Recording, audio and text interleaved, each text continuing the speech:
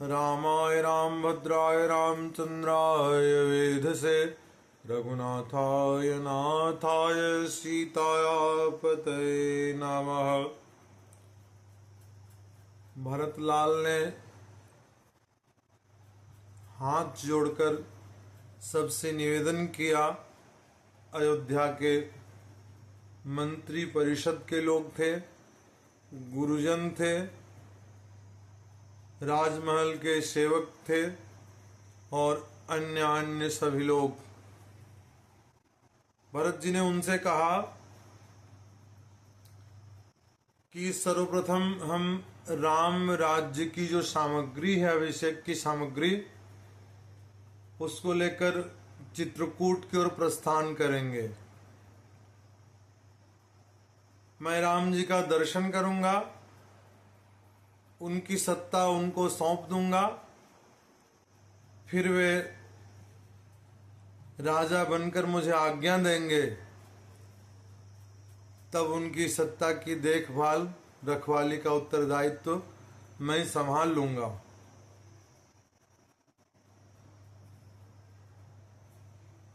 प्रथम राम के दर्शन होंगे, तत्पश्चात राज्य की स्वीकृति, सत्य की प्राप्ति के बाद सत्ता स्वीकृति राम राज्य का महत्वपूर्ण सूत्र है। भरत जी की यह बात जन गण को बहुत अच्छी लगी। वे आनंद में भर गए, प्रेम के हिलोरे सबके हृदय में उठने लगे और सभी लोग मानो भरत जी सबके प्राण हैं, ऐसा सबको अनुभव होने लगा। लोगों ने विचार किया कि इसी बहाने राम जी के दर्शन भी हो जाएंगे और उनका सानिध्य भी मिल जाएगा। भरत जी की बात बहुत अच्छी है, सबों ने प्रशंसा किया, सबको अच्छा लगा और सबकी स्वीकृति हुई। राम विरह में तप्त लोग अति आनंद हुए, अति आनंदित हुए, सबको आनंद हुआ और सबने निश्चय कर लिया कि कल हम भरत जी के साथ अभिषेक की सामग्री लेकर चित्रकूट की ओर प्रस्थान करेंगे। तैयारियां शुरू हुई। अभिषेक की सभी सामग्रियों को रथों में रखा जाने लगा, लेकिन नियम यह है कि जिसे गद्दी मिलता है, जो राजा बनने वाला होता है, उस व्यक्ति को गद्दी के पास आना पड़ता है। लेकिन यहाँ उल्टा हो रहा है। वस्तुतः आप विचार करें बंधुओं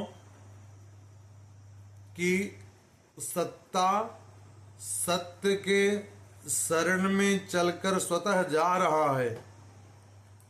अयोध्या की जो सत्य की सत्ता है, वह राम के बिना अधूरा है। इसलिए सत्ता सत्य तभी है जब राम की शरणागति उसे मिल जाए, और सत्ता आज सत्य के शरण में जाने को तैयार है।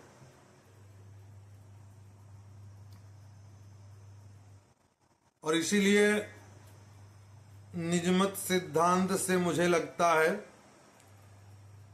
कि सत्ता चलकर राम जी के पास स्वयं जा रहा है। आज राम दर्शन हेतु गमन के लिए अयोध्या का जन समुद्र का शैवाल उमड़ पड़ा है। कोई घर में रहना नहीं चाहता, सबके सब राम दर्शन के लिए ललायित हैं और सबके सब संपत्तियों को छोड़कर चलने को तैयार है। लेकिन फिर भी भरत जी ने यति युक्ति से विशिष्ट जो सत्ता की देखभाल के लिए उपयुक्त थे, उन व्यक्तियों को अयोध्या की संपत्ति की देखरेख का उत्तरदायित्व सौंपा और फिर माताओं से गुरुदेव तथा ऋषियों सबको वाहनों पर लिया, सबके लिए वाहन सजवाए, वाहन की व्यवस्था की गई और फिर भरत जी गुरुदेव का पूजन किया तथा प्रस्थान की आज्ञा लेकर चित्रकूट की ओर प्रस्थान किए।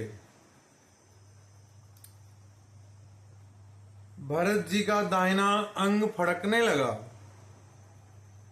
भरत जी पुलकित हुए और प्रेमाश्रुओं से उनके नेत्र सजल हो गए। सबों ने धन्य धन्य कहा।